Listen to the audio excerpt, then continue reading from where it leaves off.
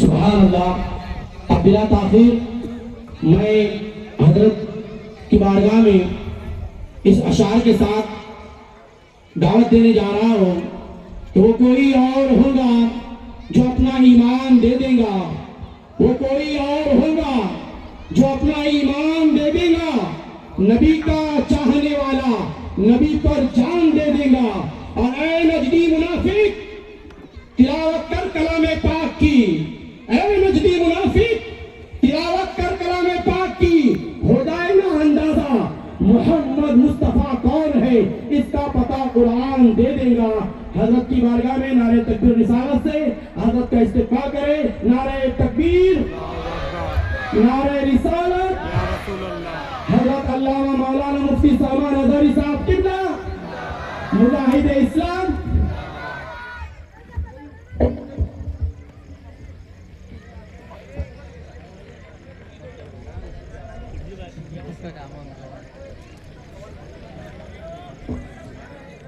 منبر نور پر جلوہ بار علماء ذویل احترام، سادات، مشائخ، حاضرین اہل سنت و جماعت، السلام علیکم ورحمۃ اللہ وبرکاتہ۔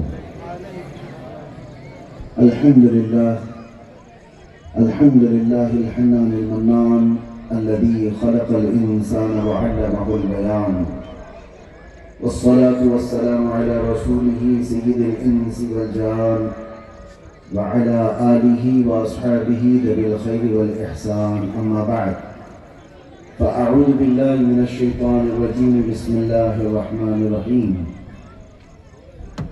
يرفع الله الذين آمنوا منكم والذين أوتوا العلم درجات، صدق الله مولانا العظيم۔ بارگاہ رسالت میں آپ صلی اللہ علیہ وسلم میں درود پاک کا ہدیہ پیش کریں۔ اللہم صلی علی سیدنا محمد معدن الجود والکرم وآلہ واصحابہ الکرام وابنہ الکریم وبارک وسلم۔ عزیزان گرامی وقار، آج ہماری قوم کے چھوٹے چھوٹے سے بچوں کو علم دین سے روشناس کرانے کے بعد ایک چھوٹا سا یہاں پر جلسہ منعقد ہوا ہے۔ میں بڑی دور سے چل کر کے آیا ہوں تو ان بچوں کی حوصلہ افزائی کی۔ وجہ یہ ہے کہ یہ کل کا ہمارا مستقبل ہے، یہ کل کے جوانان امت بنیں گے۔ اور آپ سب سے بھی میں ایک بات کہتا ہوں کہ بغیر علم کے جذبات ہوں تو کسی کام کے نہیں ہیں۔ صرف جذباتی آدمی جلدی گمراہ ہو سکتا ہے۔ کوئی بھی ایموشن بغیر ایجوکیشن کے اس کو گمراہی میں لے جاتے ہیں۔ اور آج کل ہم نے نوجوانوں کو اکثر دیکھا ہے کہ ان کی تعلیم کا سلسلہ کہاں تک چلتا ہے۔ اکثر مسلمانوں میں، نوجوانوں میں علم حاصل کرنے کا جذبہ ختم ہو گیا۔ 10ویں پڑھ لیا، 12ویں پڑھ لیا تو بہت ہو گیا، اس کے آگے تو پھر عیاشی کے اڈے شروع ہو جاتے ہیں۔ ایک وہ دور تھا چمکتا ہوا کہ پوری دنیا علم سیکھنے کے لیے مسلمانوں کے پاس آیا کرتی تھی۔ اسپین میں آپ تاریخ پڑھ کر کے دیکھو، 700 سال تک مسلمانوں کی حکومت تھی، اس کو انڈلس کہا جاتا ہے۔ اسپین میں علماء اسلام جب موجود تھے تو یورپ کے بڑے بڑے بادشاہ اپنے بیٹوں کو علماء اسلام کے پاس پڑھنے کے لیے بھیجتے تھے۔ اور جب کوئی بچہ ان کا پڑھ کر کے واپس اٹلی، ڈنمارک، ناروے واپس آتا تھا تو لوگ اس شہزادے کو دیکھنے کے لیے بھیڑ لگاتے تھے کہ یہ علماء اسلام سے پڑھ کر کے آیا ہوا ہے۔ دنیا کو علم دینے والی قوم تھی، ایجوکیشن دینے والی قوم تھی، اور آج سب سے زیادہ جاہل ہے۔ جہالت سب سے بڑی بیماری ہے، ایک بات یاد رکھیں، جتنے گناہ ہیں وہ جہالت کے پیٹ سے پیدا ہوتا ہے۔ جب آدمی جاہل ہوتا ہے تو اسے کفر و شرک کے درمیان بھی فرق نہیں معلوم ہوگا۔ وہ حلال اور حرام میں تمیز نہیں کر پائے گا. اس کی ایک سیدھی مثال میں آپ کو بتاتا ہوں.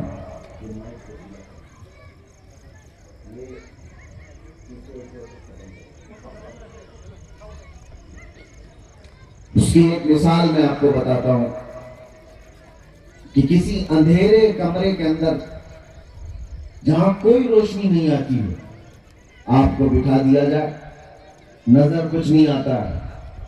ایک برتن میں حلوہ رکھا جائے, ایک برتن میں گوبر رکھا جائے, ہاتھ کس میں پڑے گا پتہ نہیں چلے گا. کیوں؟ اندھیرا ہے, روشنی نہیں ہے. دو برتن سامنے رکھے ہوئے, ہاتھ کسی میں بھی جا سکتا ہے. بائی لک بائی چانس اگر حلوے میں گیا تو ٹھیک ہے, لیکن وہ بھی جان بوجھ کے گیا نہیں, اندازے پہ چلا گیا. لیکن اگر گوبر میں چلا گیا تو وہ بھی اٹھا کے وہ کھا سکتا ہے, اسے پتہ ہی نہیں.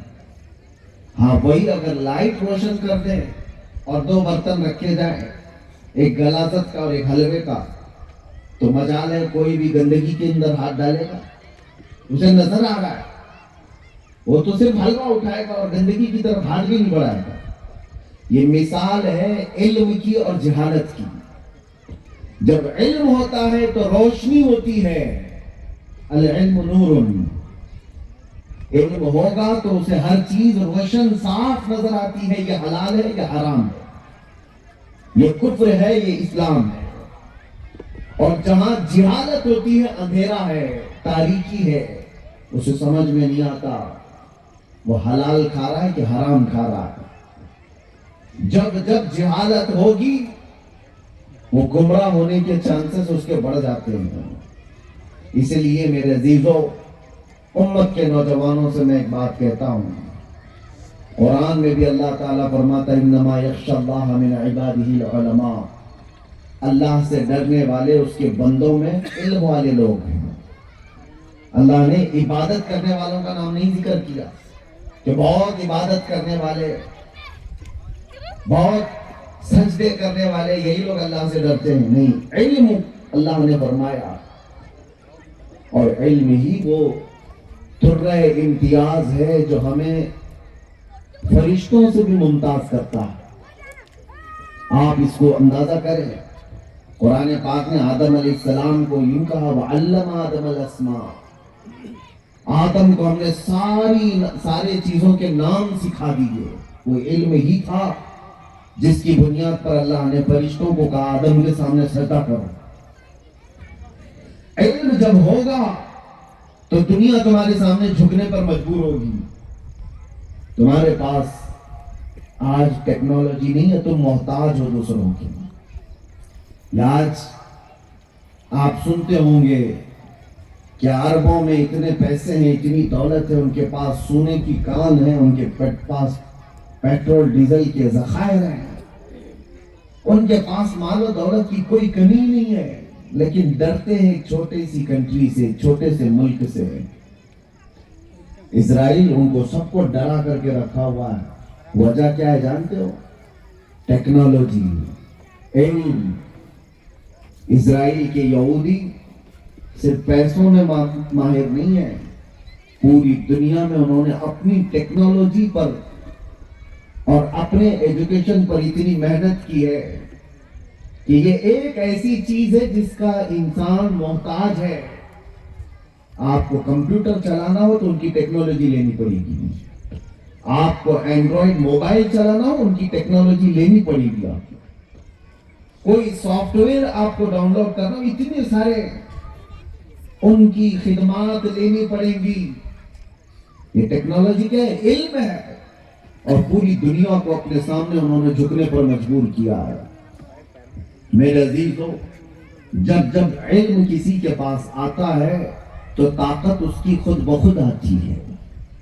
اور آج ہم یہ سمجھتے ہیں سڑکوں پر نکل کر کے ہزاروں کی تعداد میں آواز اٹھائیں گے تو سامنے والوں پر اثر پڑے گا. کچھ نہیں ہوتا.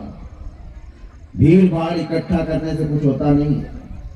ہاں, ایک ایسا علم والا ہو جس سے دنیا ڈرتی ہے, اس کی محتاج ہو, اس کا ایک جملہ ہی کافی ہو جاتا ہے. ہزاروں سے اس کا ایک جملہ کافی ہو جاتا ہے.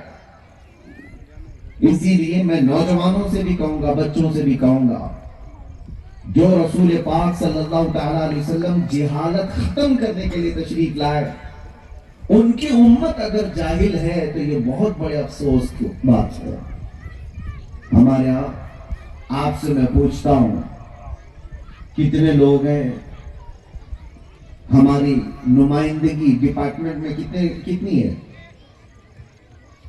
پولیس ڈپارٹمنٹ میں کتنے لوگ جاتے ہیں؟ ملٹری میں کتنے لوگ جاتے ہیں؟ فوج میں کتنے بھرتی ہوتے ہیں؟ I P S, I A S, I R S, جتنے بھی یو پی ایس سی کے ایگزامز ہیں, اس کو کتنے ہمارے بچے کلیئر کرتے ہیں؟ پرسنٹیج میں دیکھا جائے تو پوائنٹ پہ آ جائیں گے, اور لاکھوں کروڑوں کی تعداد میں پڑھنا نہیں چاہتے. کیا دماغ نہیں ہے؟ دماغ سب کے پاس ہے, بہت اچھا چلتا ہے. ایک بات آپ یاد رکھیں, جو زمانے میں علم چل رہا ہے اس کو حاصل نہ کرو گے تو یہ دنیا مٹا دے گی. ہم صرف تاریخ بیان کر کے اگر فخر کریں گے کہ ہمارے باپ دادا ایسے تھے, ہمارے باپ دادا ویسے تھے, تو دنیا یہ نہیں ایکسپٹ کرے گی. آپ سے پوچھے گی باپ داداؤں کا چھوڑ تو کیسا ہے, آپ سے پوچھا جائے گا تم کیا ہو. فرق میں آپ کو بتاؤں, آج کے یورپ, امریکہ, ویسٹرن کنٹریز میں اور ہم میں فرق یہ ہے کہ وہ ماضی کی بات نہیں کر رہے ہیں, پاسٹ کی بات نہیں کر رہے ہیں, وہ پریزنٹ کی بات کر رہے ہیں. ابھی ہم کیا کیا کر سکتے ہیں؟ سائنس ہمارے پاس ہے, ٹیکنالوجی ہمارے پاس ہے, اسپیس پہ جانا ہمارے پاس ہے, سیٹلائٹ چھوڑنا ہمارے پاس ہے. وہ کرنٹ فی الحال کی بات کر رہے ہیں, اور آپ ان کو کیا بتا رہے ہیں؟ ہم اپنی تاریخ بتا رہے ہیں. میں یہ نہیں کہتا کہ تاریخ نہیں بتانا چاہیے. غریب نواز ہمارے پاس ہیں, محبوب الہی ہمارے پاس ہیں, سب اپنی جگہ پر, غوث پاک ہمارے پاس ہیں. میرے عزیزوں, اگر یہی کہہ کر کے فخر کرتے رہے تو دنیا اس کو ایکسپٹ نہیں کرے گی. وہ کہے گی تو یہ تو کہانی سنا رہا ہے. اگر تیرے باپ دادا اور تیرے بزرگ ویسے تھے تو تو ویسا کیوں نہیں ہے؟ دنیا میری بات کو بھی نہیں مانے گی. اگر میں یہ کہوں, یورپ میں 18ویں شتابدی تک, 18ویں صدی عیسوی تک حالات ایسے تھے کہ صحیح سے روڈ بنانے کے بھی طریقے موجود نہیں تھے. بلکہ اسپین میں جب اسلام آیا تھا اس وقت تو بتایا جاتا تھا کہ یورپ کے ہاں گھروں کا بھی نظام نہیں تھا. جانور جس طرح سے رکھے جاتے تھے ویسے انسان بھی رکھے جاتے تھے. کوئی بہت زیادہ وہ اپ گریڈ لوگ نہیں تھے.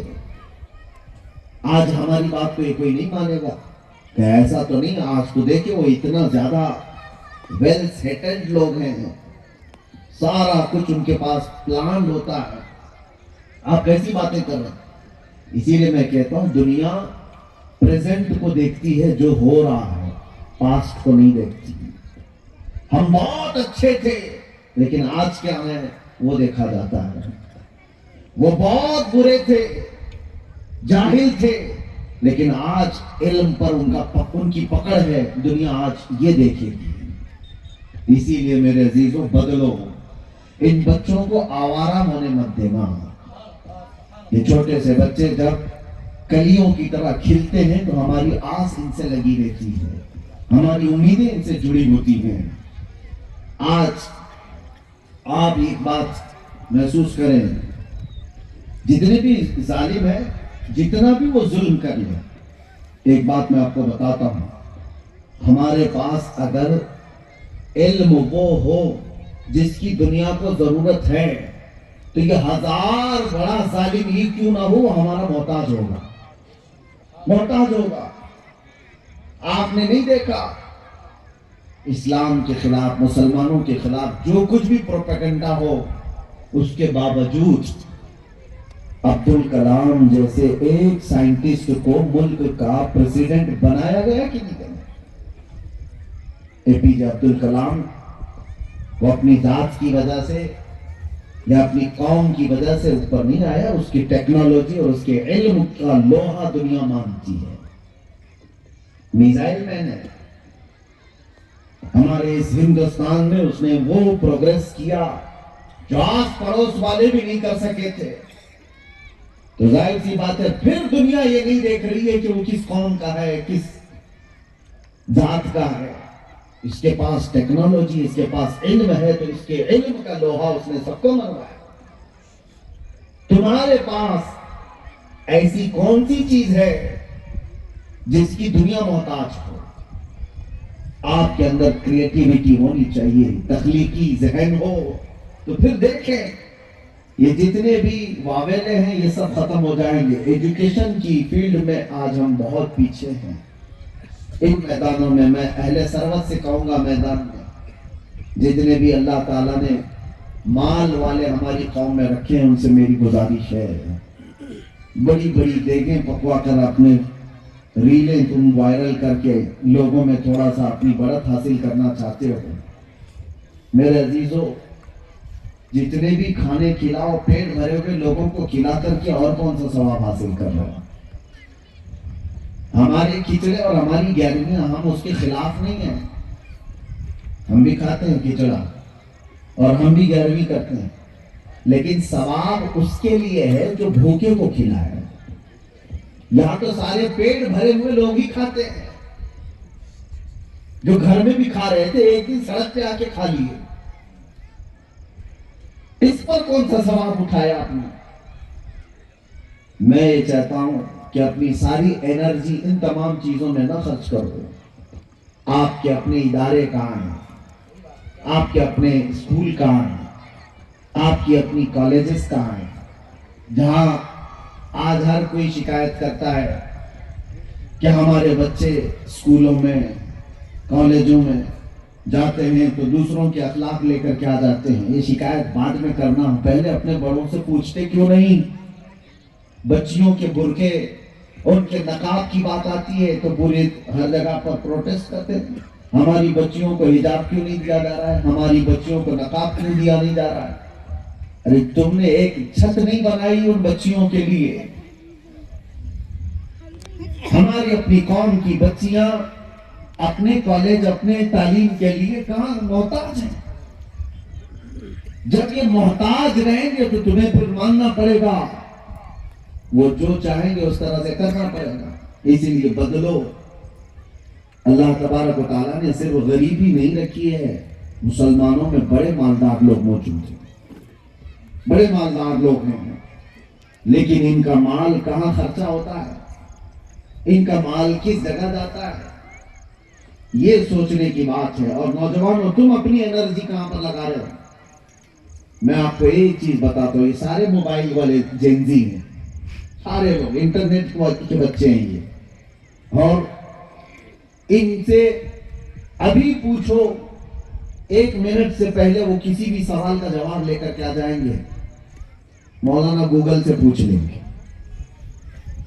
گوگل بتا دے گا فوراً۔ اور اس کے علاوہ میں آپ سے کہتا ہوں، نوجوانوں سے کبھی سرچ کر کے اپنے ہی موبائل میں اپنی ایکٹیویٹی بھی دیکھ لینا کہ میں کتنے گھنٹے استعمال کرتا ہوں۔ موبائل بتاتا ہے کہ تم نے آج دن بھر میں 4 گھنٹے موبائل یوز کیا، اور اس میں یہ بھی بتاتا ہے واٹس ایپ کتنا یوز کیا، فیس بک کتنا یوز کیا، انسٹا کتنا یوز کیا، یوٹیوب کتنا یوز کیا، یہ بھی آپ کو سب بتا دے گا موبائل۔ کبھی رات کو بیٹھ کر کے ایک بار دیکھ لینا کہ میں نے اپنا موبائل کتنی دیر یوز کیا ہے اور کیا کیا دیکھا ہے۔ یہ موبائل خود آئینہ ہے جو تمہیں بتا دے گا۔ اور اس کے بعد پھر پوچھو اپنے ہی ضمیر سے، یہ ساری سوشل سائٹ سے ریلیں کھسکانے کے علاوہ میں نے سیکھا کیا اس سے؟ اگر وہی وقت، میں نہیں کہتا کہ موبائل کو اٹھاؤ اور کچرے کے ڈبے میں ڈال دو، رکھو، بہت بہترین آلہ ہے، بہت بہترین آلہ ہے. ہم 50 کتابیں اٹھا کر نہیں چل پاتے تھے. آج موبائل میں ہمارے 4000 کتابیں موجود ہیں. جو چاہے ہم اٹھا کر کے پڑھتے ہیں. آپ موبائل روزانہ استعمال کرتے ہو, آپ کو یوٹیوب کی باریکیاں معلوم ہے, انسٹا میں ابھی فی الحال کیا چل رہا ہے, کون سی چیز ٹرینڈنگ میں, سب آپ کو پتا ہے. ان نوجوانوں سے پوچھتا ہوں, اسی موبائل کے استعمال سے ایک مرتبہ کبھی سرچ کیا کہ میرے نبی کی سیرت کیا تھی, رسول اللہ صلی اللہ تعالی علیہ وسلم کی ازدواجی زندگی کیسی تھی, یہ بھی موجود ہے اس میں. قرآن پڑھنا چاہے ایک دو نہیں 70 قاریوں کی قرأت تمہیں مل جائے گی, تجوید کے کلاسز مل جائیں گے. کتنے علوم ایسے ہیں جو ہم نے صرف موبائل سے آن لائن حاصل کیے, ہم گئے نہیں تھے. کچھ اساتذہ نے ہمیں علم حیت سکھایا, علم توقیق سکھایا. آج کی اس دنیا کا بھی استعمال کر سکتے تھے, لیکن ہائے افسوس کہ ہمیں علم کے راستے سے ہٹا کر کے عیاشیوں پر ڈال دیا گیا ہے. یہ زہر الہی بھی ہے. یہ موبائل اگر اس کا استعمال کرنا آدمی صحیح نہیں جانتا تو وہ آدمی کو ہی ہلاک کر کے چلا جائے گا. اگر تم نے اس کو کنٹرول نہیں کیا تو یہ تمہارا قاتل ہے. یہ تمہیں ڈرگز کی دنیا پہ بھی لے جائے گا, پورن کی دنیا پہ بھی لے جائے گا, بڑے بڑے اسمگلر کی دنیا پر بھی لے جائے گا. بہت آسانی سے سارے راستے اس میں کھلے ہوئے ہیں. لیکن میرے عزیزوں, جس کے دل میں اللہ کا خوف ہے, رسول اللہ کی محبت ہے, وہ اس سے اپنے لیے سیکھ سکتا ہے کہ میں امت کو کیا نفع دے سکتا ہوں, اپنے ملک کو, اپنے دیش کو کیا نفع دے سکتا ہوں. بس میرے یہ جملے آج غور سے سن لو. اور کچھ لوگوں کی یہ شکایت ہوگی کہ اب تو عمر ہو گئی, کہاں اسکول جائیں گے, کہاں کالج جائیں گے, اور کہاں ہم مدرسہ پڑھنے جائیں گے. ان کے لیے ہی یہ موبائل شاید آیا ہوا ہے, ان کے لیے ہی. میں آپ کو بتاؤں, میں بھی کلاسز چلاتا ہوں. الحمدللہ 1200 طلبہ میرے پاس آن لائن پڑھتے ہیں.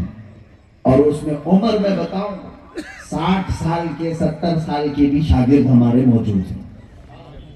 60 سال کے ہیں, کئی اس میں ڈاکٹر بھی ہیں, انجینئر بھی ہیں, ایڈوکیٹ بھی ہیں. 5 سالہ عالم کورس ہمارے پاس کر رہے ہیں.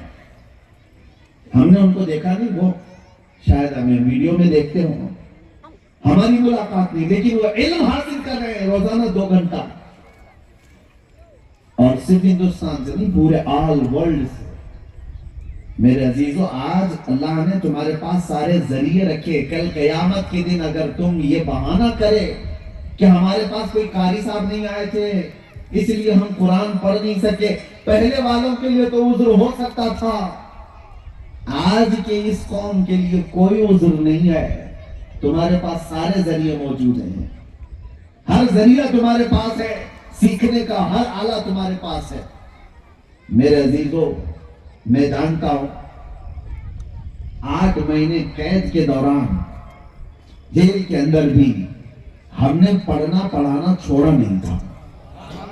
الحمدللہ میرے پاس کئی ایسے قیدی جو مرڈر کیس میں بھی تھے, ڈرگز کے کیس میں بھی تھے, اور چھوٹا موٹا ڈرگز میں 800 کروڑ کے کیس میں, 700-800 کروڑ کے کیسوں میں موجود آئے ہوئے تھے.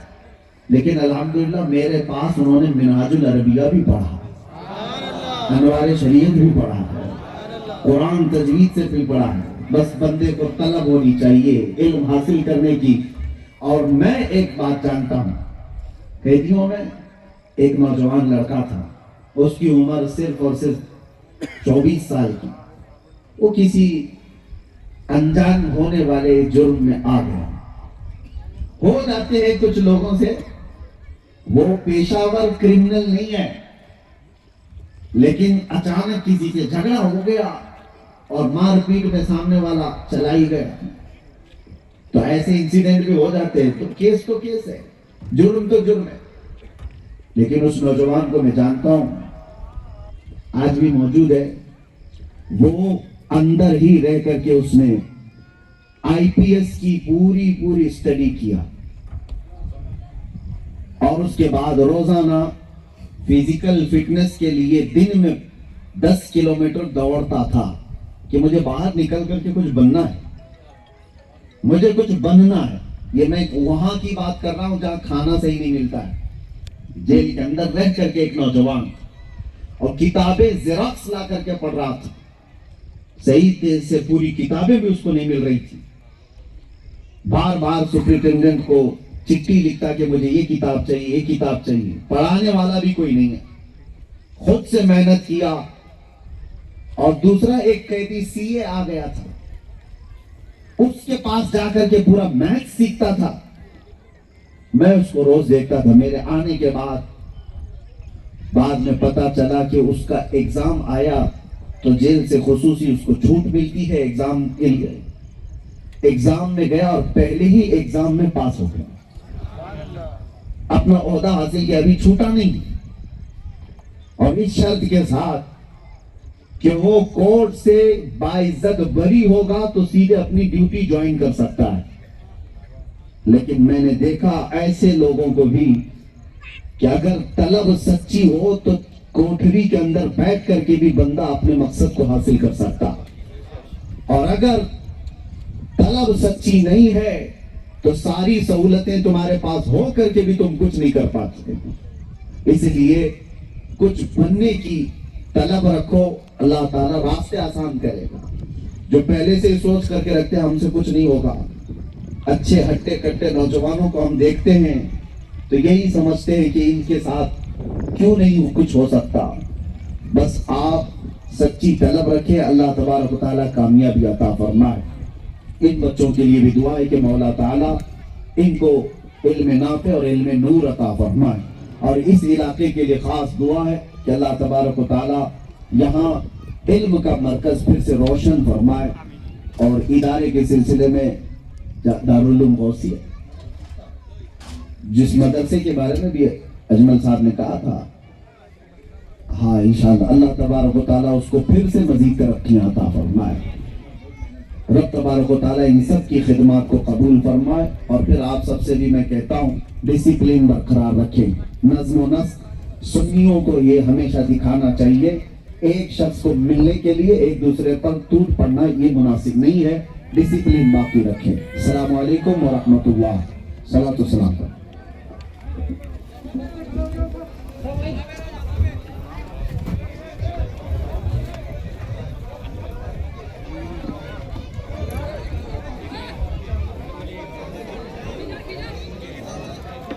پہ لاکھوں سلام شہر یار ارم تاجدار حرم، شہر یار ارم تاجدار حرم، نوبہار شفاعت پہ لاکھوں سلام، مصطفیٰ جان رحمت پہ لاکھوں سلام، غوث اعظم امام تقی والنقی، غوث اعظم امام تقی والنقی، جلوہ شان قدرت پہ لاکھوں سلام، مصطفیٰ جان رحمت پہ. مجھ سے خدمت کے قدسی کہے ہر رضا، مجھ سے خدمت کے قدسی کہے ہر رضا، مصطفیٰ جان رحمت پہ لاکھوں سلام.